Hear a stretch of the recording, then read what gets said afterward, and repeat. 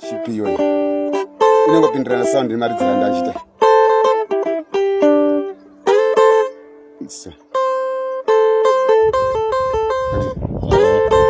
akasiya wanimhikipa pakati chete zvino mwana udai patishika zvinoenderana tumda mabatiri angu batingidai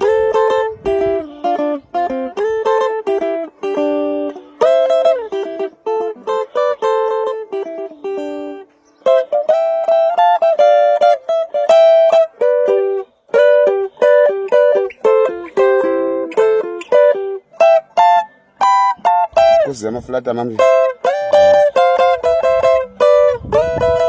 ndiri kurisaka ndamami chiteme ndimo futi sequence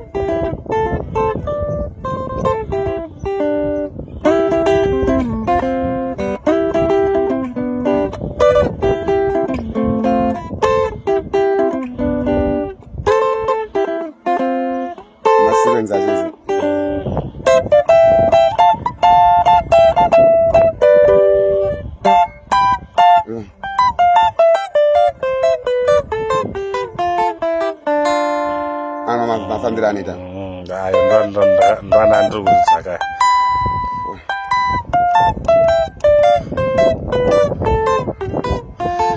pari kutinesa kuzoti kana ndiri paravo ndochijamba manje kukurudzako ndopasisa ndaflexible muchizojamba kuzokwira muchidzoka down iyoyo yamaita yandichiri kutambura nayo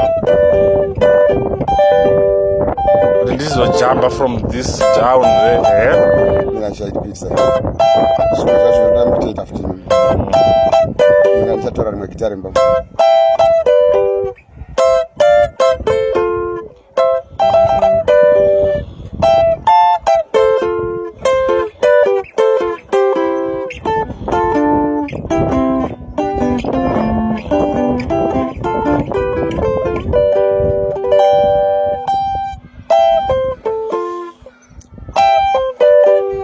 pakubva naye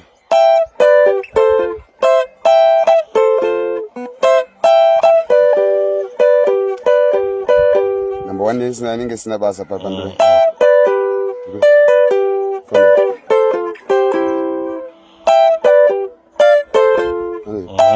papa if ndikabata yatoto I think I will improve a lot